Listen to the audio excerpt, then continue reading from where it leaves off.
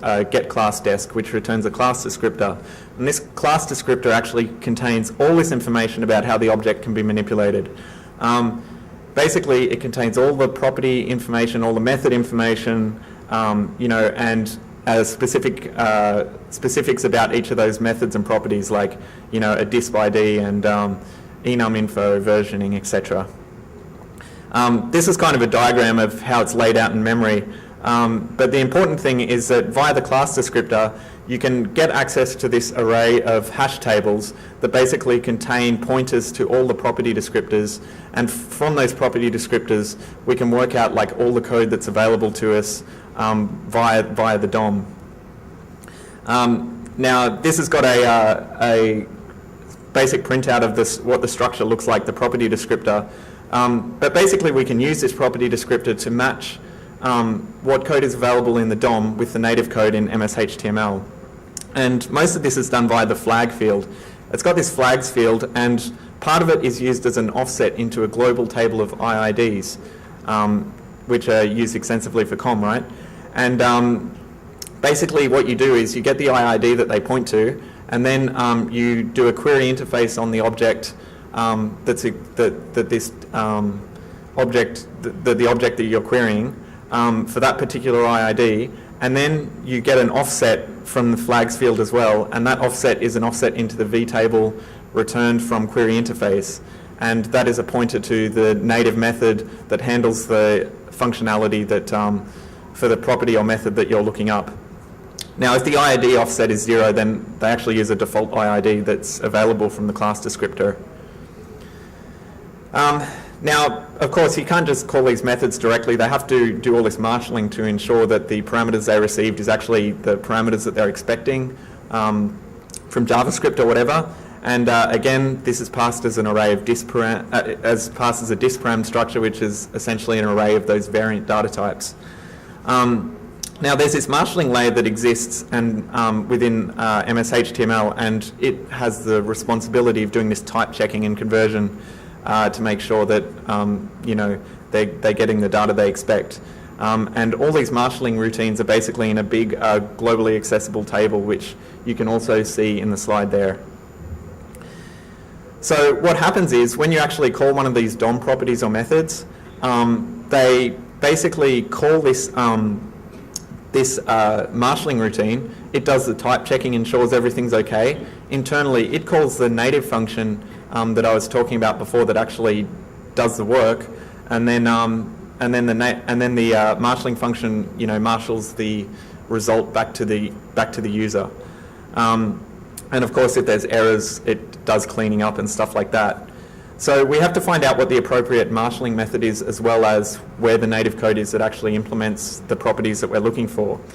Now, in the property descriptor structure, they actually have an index into this global table of the marshalling array as well. So we can actually find out which marshalling function is going to be used for which property or method that we're going to be accessing. And as a result, we basically know that because they're using this particular marshalling method, we know what kind of data types are being expected from that function and what kind of data types it's expecting to return and everything. So we can actually figure out where the native marshaller is, where the native code is that implements the DOM functionality, and then what kind of data types it's expecting. So I sort of wrote a program to test this, and you can see that this basically prints it all out. So I've got it in a text file.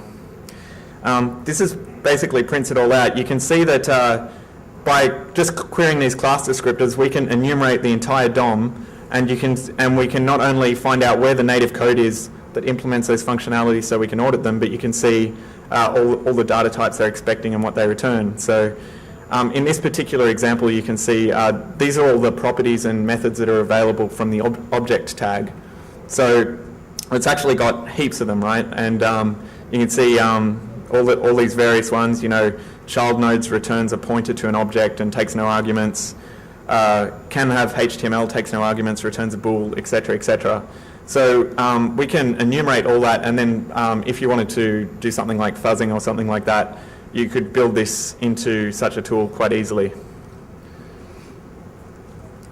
ActiveX Controls, I don't really want to say too much about because they've been targeted a large amount in the past, and we basically know where the attack surface is. The first and most obvious one, like I said, is by targeting the methods and properties that the ActiveX object exposes itself, and there's many different, this has been done extensively in the past.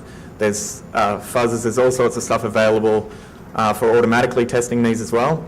But one thing we found, like I said before, is the persist interface, when people do support instantiation, is actually very rarely looked at, and particularly the persist load function, which is responsible for basically parsing a completely untrusted file, is often less explored than most of the scripting interfaces, and is worth looking at.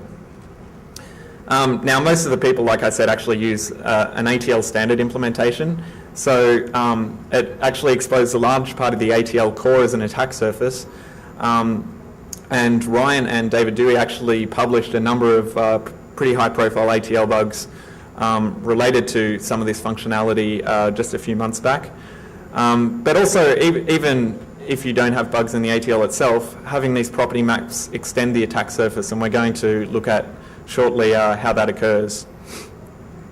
The last thing I wanted to consider was sort of the language runtimes, because they contain quite a lot of functionality that's pretty useful as well. Now, I'm going to talk about VBScript and JavaScript, but anything that interacts with all these components as well would be worth a look at, like ActionScript and Java and all this stuff that can interoperate with the DOM and these scripting languages. But the major scripting engines are like VBScript and JavaScript, and they have to do the same sort of thing as everything else. They have to be able to marshal data types correctly.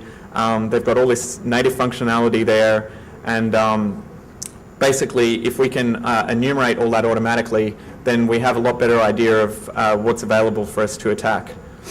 So in the case of JavaScript, actually JavaScript and VBScript have similar data structures to manage all their objects internally. They've got this name table class that basically keeps track of all the symbols available for a given object. They've got a symbol structure which represents a symbol, a var class, which is basically a wrapper to a variant object like the ones we explored before, and then a vval class, which basically has a variant but also is used for name variables, so it also has the associated disp ID and name of the variable, etc., rather than just a value. So enumeration of both of these binaries can be done fairly similarly by manipulating these structures if we know them. In terms of JavaScript, native functionality is registered within all the relevant objects. So basically, if you've got the date object in Java and the array object in Java, etc., they all have a function called ensure built-in, and basically whenever someone requests a symbol of a certain name from JavaScript or whatever, they check if this is one of the built-in symbols, and if it is, they add it to the symbol table there and they can return it. So all these ensure built-in functions are basically have all the native functionality registered, responsible for registering all the native functionality that we can reach.